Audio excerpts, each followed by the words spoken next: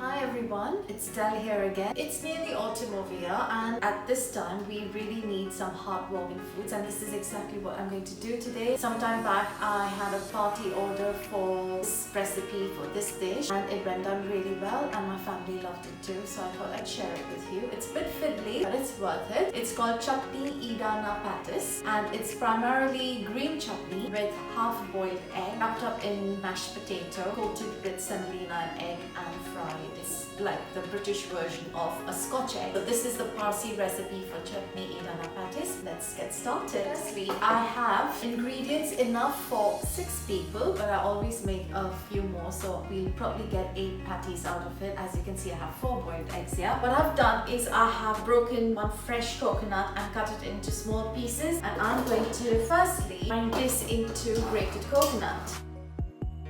So I'm really pleased with how this looks. You don't have to really grind it to a paste just yet because it's best to put all the ingredients and get that sorted. So here I have a huge bunch of coriander leaves and I have actually taken the trouble to kind of get it off the stalks. Really don't need the big fat stalks. The small ones like these will be fine. So I'm going to first put the coriander leaves. Remember, the greener the better. Then I also have a handful of mint leaves, fresh mint, to which I'm going to add around 7 to 8 cloves of garlic. Now, I think it's best if you just kind of roughly chop the very big cloves of garlic because sometimes they don't get minced up.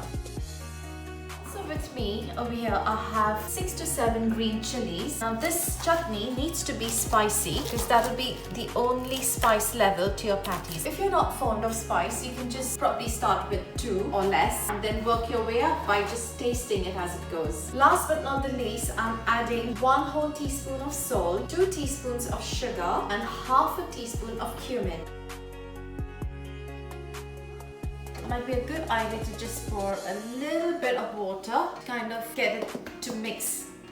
This has literally just taken 2 to 3 minutes to become into chutney and I've just tasted it and it's lovely and spicy and garlicky, but I really need to put a little bit more sugar. So I started with 2 teaspoons of sugar and I'm adding another 2 because we need it like sweet, sour and spicy. And for the sourness, I'm adding half a lemon, so that should do the trick. Our chutney is ready. Now we have to mash the potatoes for the coating. But before we do that, and because this will take a good 3 to 5 minutes, I'm going to start heating up the oil that we have to fry these patties in. And I've chosen a small saucepan which is deep, not a frying pan, because you really ideally need to immerse most of the patties as much as possible so that it doesn't kind of open up. It will be a good idea to choose very ordinary cooking oil, not one of your good ones, because you have to pour a lot of it and you don't reuse it again. So don't be disheartened when you see this, but it's less than half a saucepan. Our oil is heating up, so I'm going to just quickly mash the potatoes. 1 tablespoon of salt to 5 medium-sized boiled potatoes, and these have been boiled and kept ready. Just need to mash them up. To the potato mix, I'm also adding half a teaspoon of freshly ground pepper for a little bit of kick. Before we start rolling them, I'm going to cut all these half-boiled eggs in half, and there's no need to salt them because there's enough salt in your potatoes and there's enough salt in your chutney and you don't need any more. Keep everything ready. Now, this is for the coating, so you have around 200 grams of coarse semolina. Coat your patties with, and at the moment I'm starting with 1 egg, which I've added a tiny pinch of salt and 1 tablespoon of water. Keep that all ready near hand. Okay, now with the cleanest of hands, I've washed my hands, and take a good handful of potato. Just roll it up like this. Just with the warmth of your palm, you kind of want to flatten it as if you're making chapati. Don't make it too thin, otherwise it's just gonna fall apart. You have your chutney here. You take 1 teaspoon of chutney, flatten it. You take your half-boiled egg, this upside down, put a little bit more chutney. Really very slowly try and coat it. And don't worry if bits of potatoes fall, and because potato is so malleable, you can just add more. So this is exactly what I'm doing. Now something like this, it's ideal to kind of make it 1 day before and just put it in the fridge for them to harden. Because when you fry it, it won't ooze out. Start with another one. We've got everything ready. First thing first, dip it in your egg and then into semolina. Now just make sure whole thing is covered, otherwise you'll have your chutney splitting from inside. You don't want that. So just keep it to the side and do the next one so they cook evenly.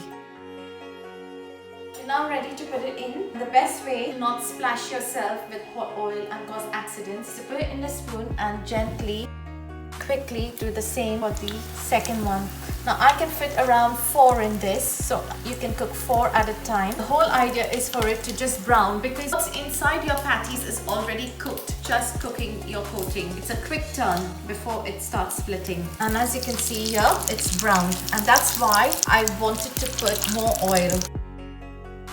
And these hardly took 2 minutes to fry because the oil is nice and hot. Just put it on paper, get the excess oil off, and they're ready. See how hard, nice, and crunchy is your crust, and it's gonna be a pleasure to dive in and we'll cut it. Now in India, they used to always put a whole hard-boiled egg, and that used to make it massive. I choose not to do that, so I've used half-boiled egg. But if you prefer a whole-boiled egg, go ahead. You can also substitute your egg and chutney with some mince. See how delightful this looks. Get to do the best bit, and that's to taste it. You know, something like this, get your kids involved, get them to roll them for you. Huge mouthful. Wow. Yes, I agree, it's a little bit fiddly to make these because you have to spend time and actually roll them, but it's well worth the effort. Really, you have so many flavors coming through, your sweet, sour, garlic. Until next time, keep those requests coming. Give me some ideas what you'd like to see. Thank you for your support and appreciation as always. Love you.